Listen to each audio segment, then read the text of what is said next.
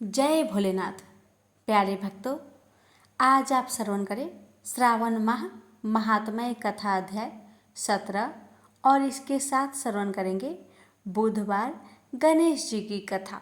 भगवान श्री सदाशिव जी ने श्री सनत कुमार जी से कहा, हे देवेश, अब मैं तुम्हें शुभ पवित्र रोपण के संबंध में बताता हूँ। पहली सप्तमी के दिन अधिवासन कर अष्टमी के दिन पवित्र रोपण करना चाहिए। जो जीव पवित्र बनवाता है उसके पुण्य का फल कहता हूँ। हे ब्रीप, वह एक महाव्रत दान तथा सब तीर्थ विसेचन का फल प्राप्त कर लेता है। इसमें कोई संचय नहीं, क्योंकि सर्वगता शिवा सब में निवास करती है। अतः ना तो आदि दुख पीड़ा और व्याधि होती है, न उसे शत्रु का भय होता है और ना ही उसे ग्रह पीड़ा सताती है। हे ब्रीप, नर तथा राजाओं की पुण्य की वृद्धि करने वाला इससे बढ़कर दूसरा कोई साधन नहीं है।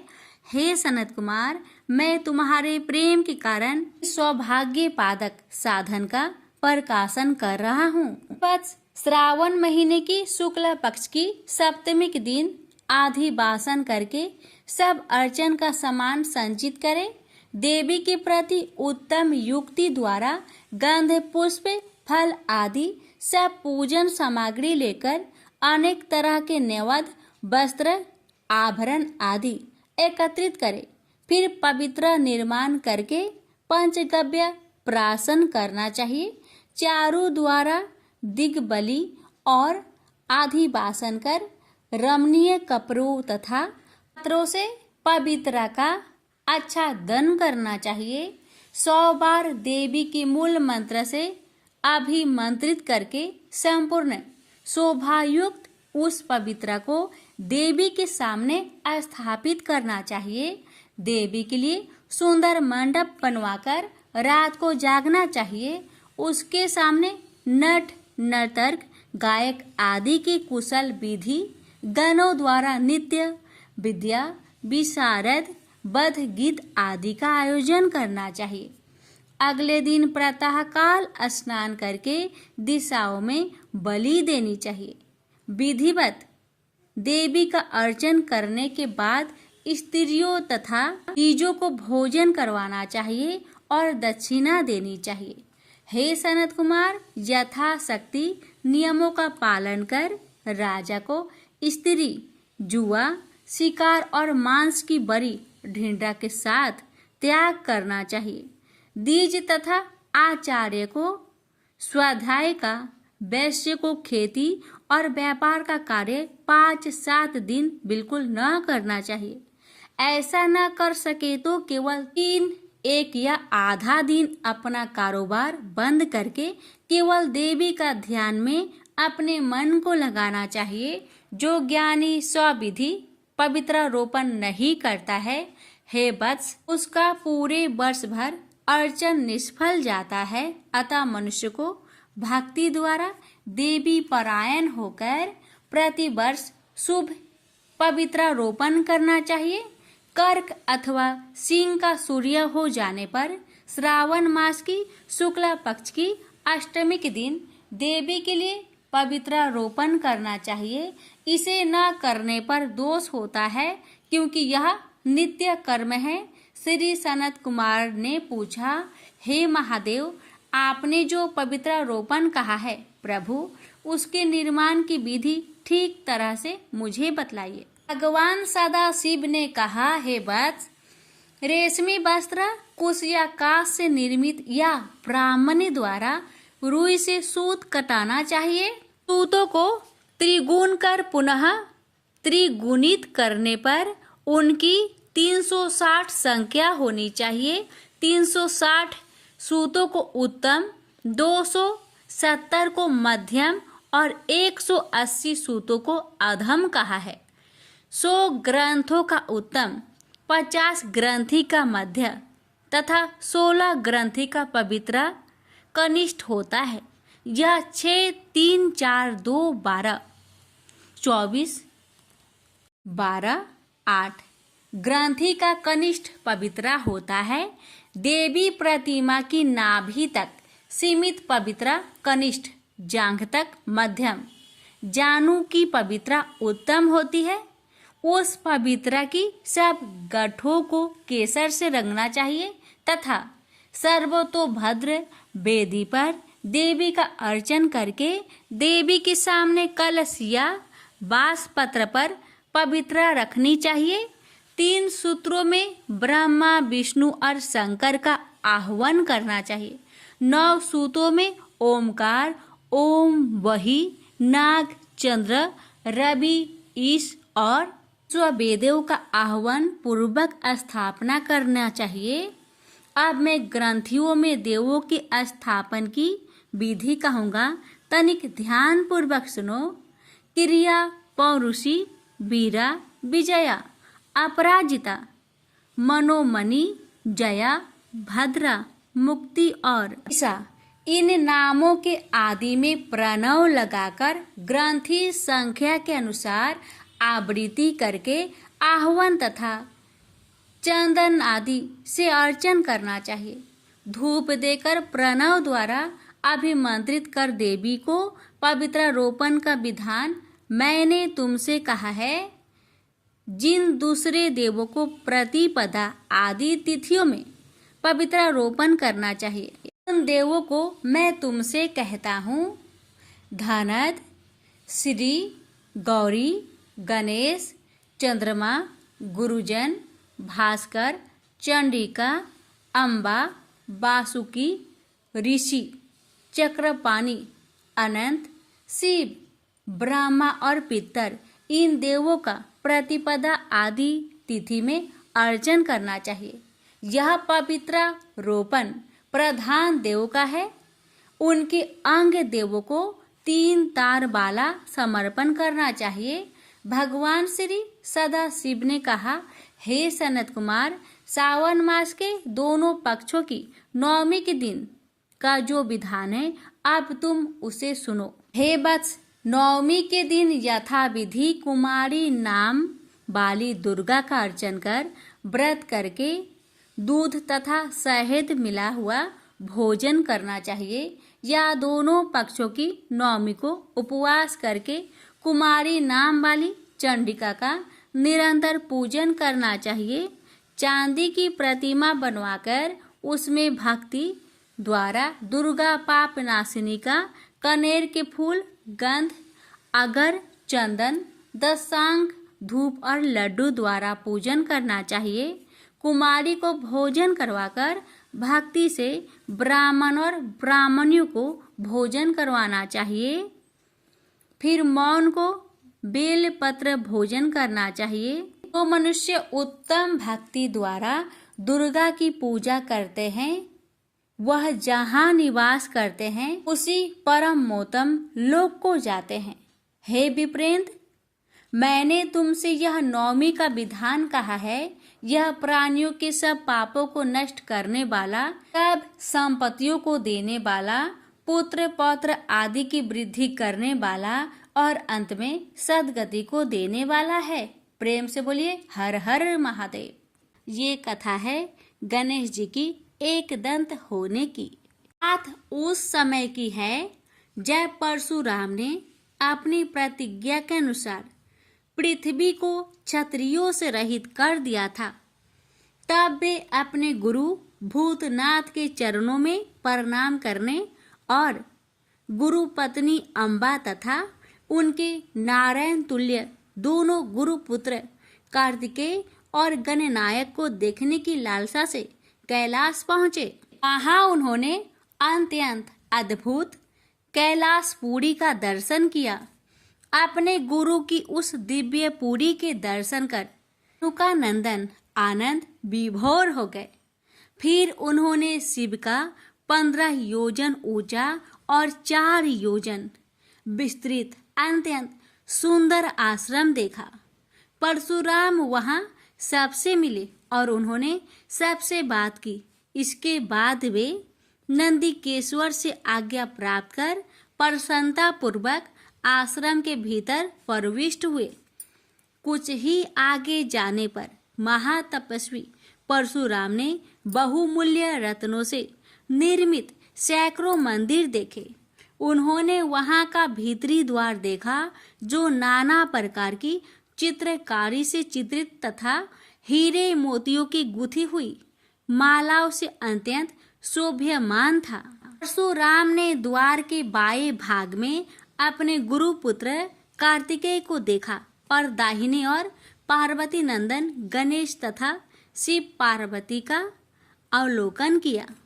वे वहां रत्न भरण भूषित बहुमूल्य रत्नों से बने सिंहासनों पर आसीन थे। परशुराम सबसे मिलते और प्रेम पूर्वक बात करते हुए प्रसन्नचित चित्त से आगे बढ़े ही थे कि गणेश ने उन्हें देखकर कहा, शूलपाणी इस समय शयन कर रहे हैं।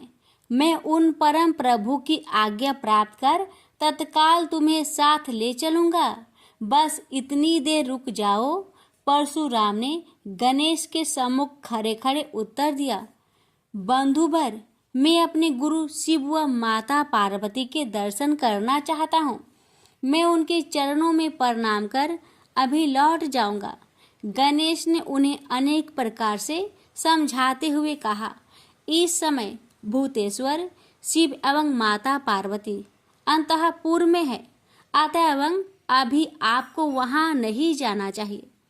परम गुरुदेव शिव एवं माता पार्वती के चरण कमलों के दर्शन करने का मेरा सहज अधिकार है।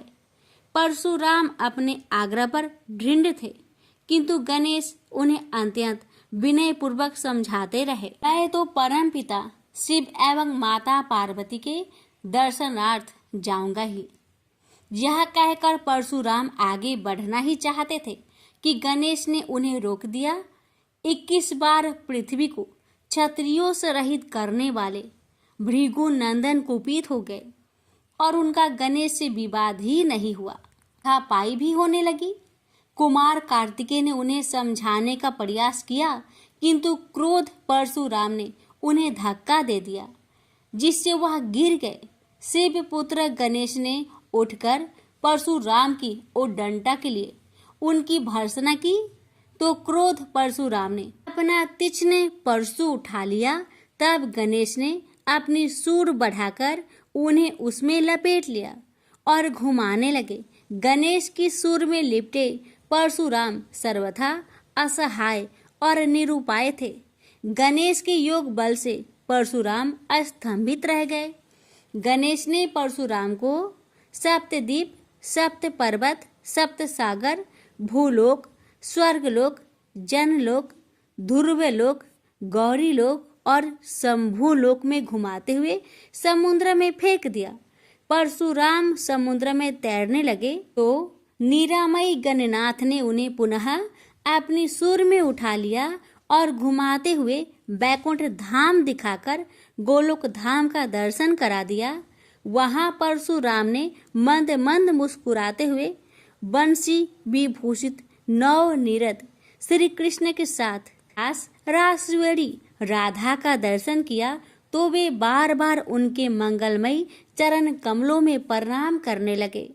कुछ देर बाद परशुराम सचेत होकर पृथ्वी पर गिर पड़े। समय उनका प्रतिवादी मुख स्तंभ गणेश जी द्वारा किया हुआ स्तंभन भी दूर हो गया।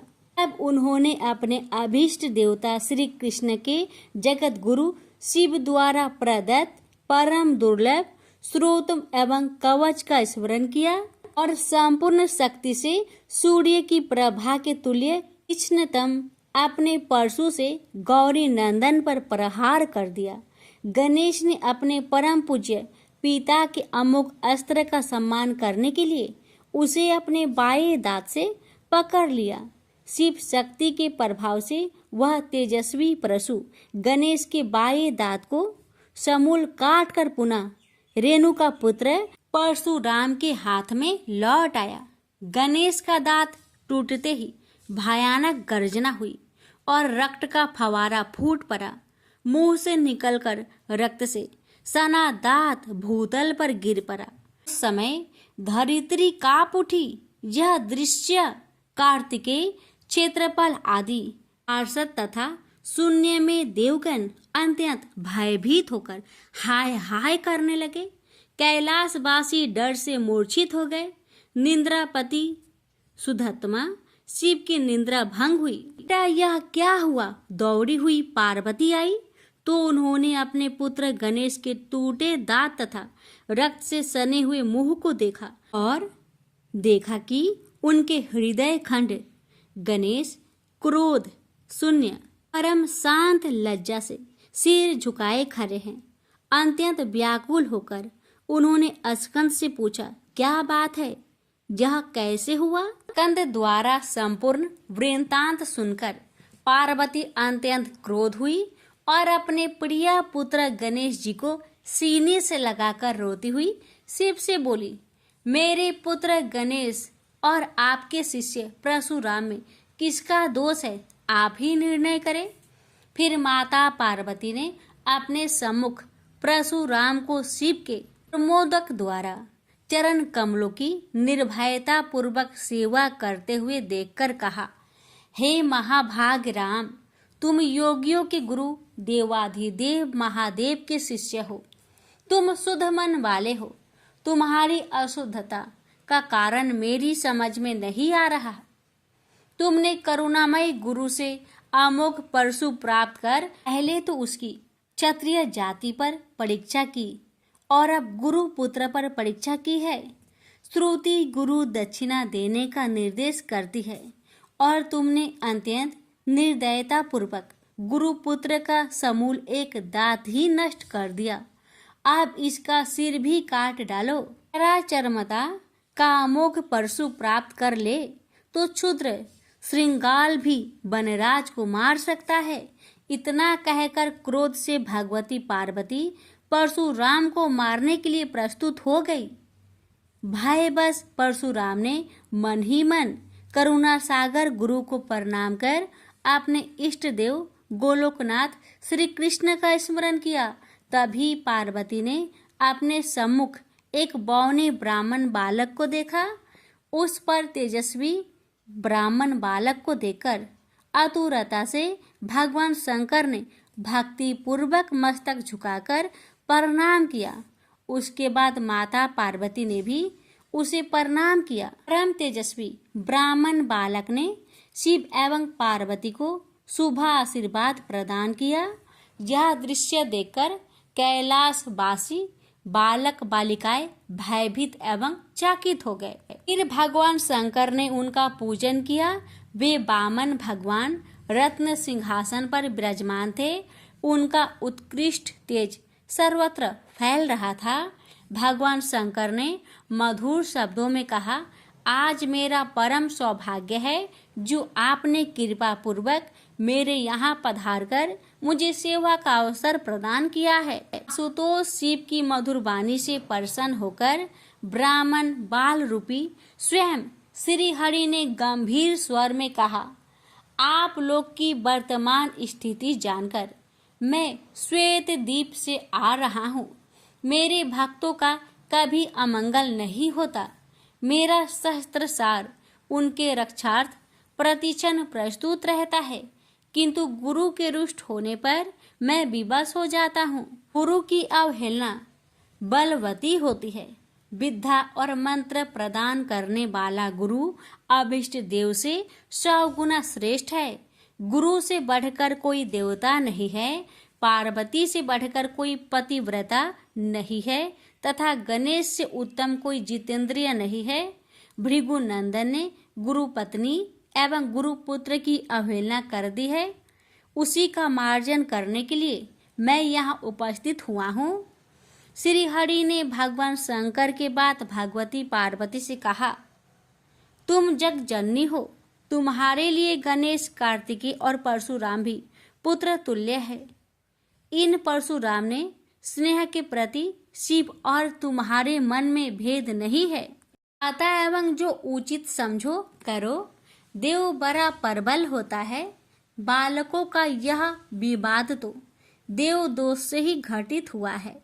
तुम्हारे इस प्रिय पुत्र का एक दंत नाम वेदों में प्रसिद्ध है। फिर श्री हरि ने परशुराम से कहा, राम, तुमने क्रोधवश शिवा पुत्र गणेश का दांत तोड़कर अनुचित किया है। इस कारण तुम निश्चय ही अपराधी हो। ये सर्वशक्ति स्वरूपा पार्वती प्रकृति से परे और निर्गुण है। श्री कृष्ण भी इन्हीं की शक्ति से शक्तिशाली हुए हैं। ये समस्त देवताओं की जननी है। तुम इनकी स्तुति कर इन्हें संतुष्ट करो। इतना कहकर श्री हरि बैकुंठ के लिए प्रस्थान कर गए। परशुराम ने भी स्नान कर शुद्ध वस्त्र धारण कर लिए। वह हाथ जोड़कर गुरुदेव के चरणों में प्रणाम कर सिर झुकाए जगजननी गौरी का स्तवन करने लगे। भक्तवर परशुराम के संपूर्ण अंग पुलकित थे और उनके नेत्र से अश्रु प्रवाहित हो रहे थे। इस प्रकार करुण प्रार्थना करते हुए अंत में परशुराम ने कहा, जगजननी रक्षा करो, मेरे अपराध को क्षमा कर दो। भला कहीं बच्चे के अपराध करने से माता कुपित होती है। यह कहकर परशुराम ने माता पार्वती के चरणों में प्रणाम कर अत्यंत दुखी होकर रोने लगे। परशुराम की करुण प्रार्थना से करुणामयी पार्वती का हृदय द्रवित हो गया। उन्होंने प्रीति पूर्वक परशुराम को अभय दान देते हुए कहा, बेटा अब शांत हो जाओ। आशुतोष के अनुग्रह से तुम्हारी सर्वत्र विजय हो। सर्वतरात्मा श्री हरि तुम पर सदा प्रसन्न रहे।